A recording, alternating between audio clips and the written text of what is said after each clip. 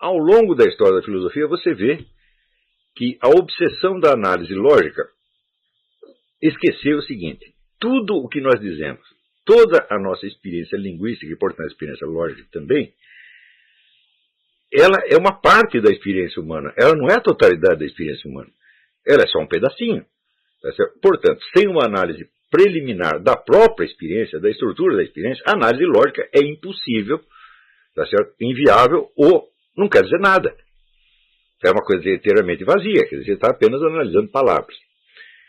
E, evidentemente, há pessoas que têm, sobretudo pessoas de mentalidade, de inteligência inferior mesmo, né? Que não são capazes de analisar a experiência, mas que, evidentemente, são capazes de fazer uma análise lógica. Por quê? Porque até um papagaio um computador faz análise lógica melhor do que nós. Tá certo? Então, o sujeito se apega a esse lado mecânico do pensamento, e como aquilo tem, de fato, uma estrutura firme internamente, o indivíduo acredita que ele está sendo altamente rigoroso. Eu digo, sim, você está sendo rigoroso e preciso, tá certo, dentro de um domínio pequenininho assim, no qual você se fechou.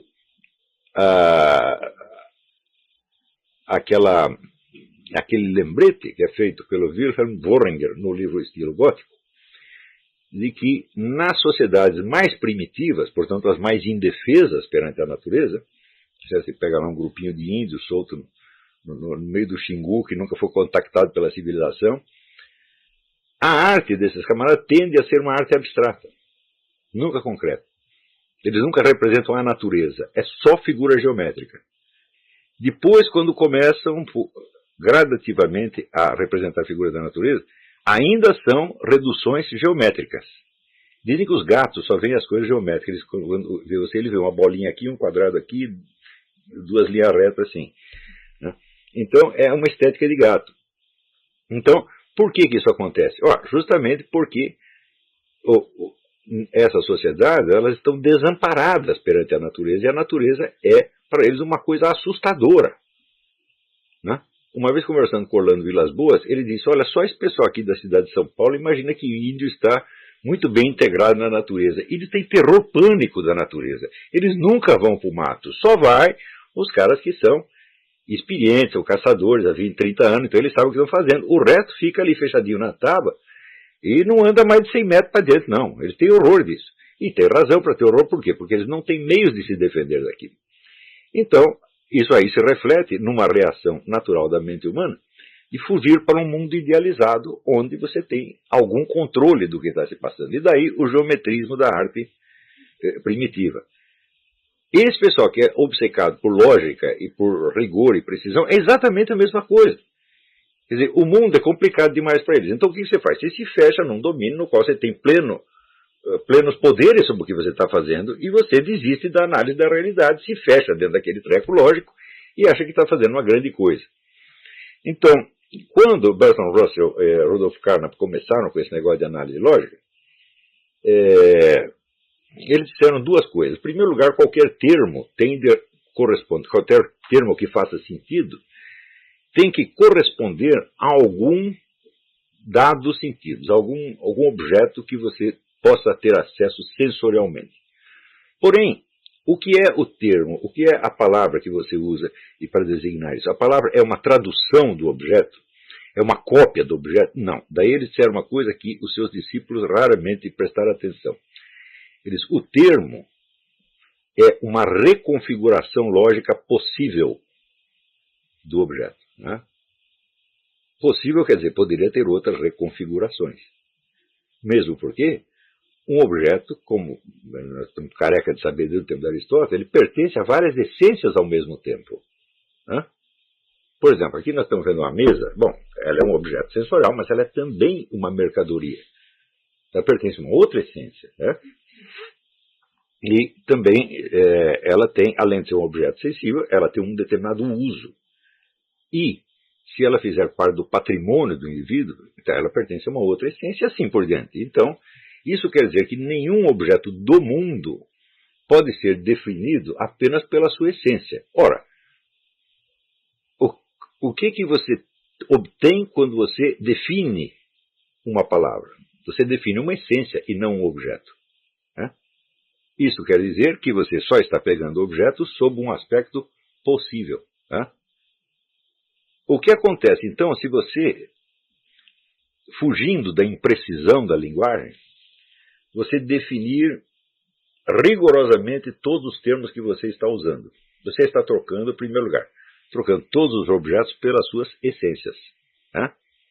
E dessas essências você escolheu uma possível e você afeiçoou nisso. Isso quer dizer que, no fim das contas, o seu discurso será apenas sobre palavras. Você não pode falar sobre nada da realidade. A coisa mais importante em todos os estudos sobre filosofia da linguagem é o seguinte. No uso real que nós fazemos da linguagem, nós nunca estamos nos referindo, nunca estamos nos referindo a significados dicionarizados. Nós estamos nos referindo a objetos que nós temos na nossa memória e dos quais nós não temos nenhuma clareza no sentido da definição.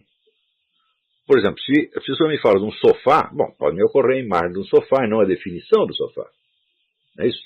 Se me fala de um gato, me ocorre a imagem de um gato e não a definição do gato.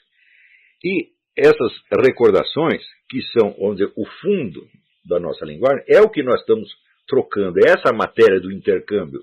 Eu troco uma impressão minha por uma impressão sua, não definições. Não é isso? Então, este fundo, ele pode ser muito impreciso. Por quê? Porque nós não temos as definições de todos os objetos que existem. E, sobretudo, não temos, vamos dizer, a definição de todas as essências às quais pode um objeto pertencer em determinado momento.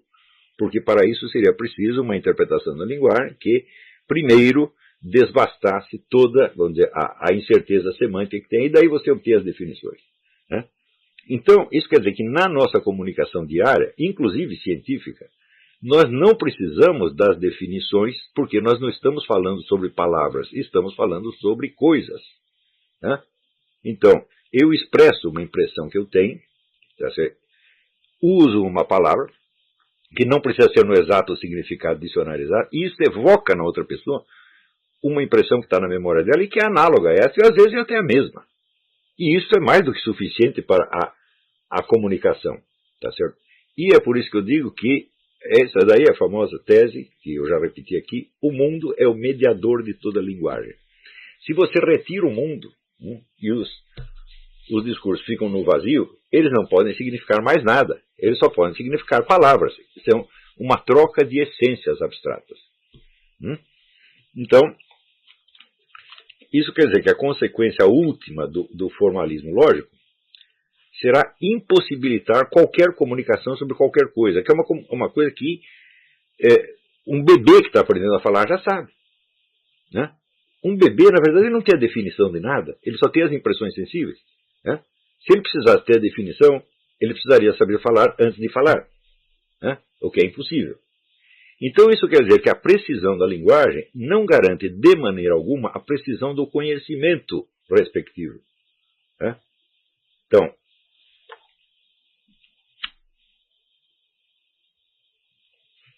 se você, ao se referir a um objeto que a pessoa não conheça, você evoca a aparência que esse objeto tem num quadro que foi desenhado, por exemplo, um quadro célebre qualquer.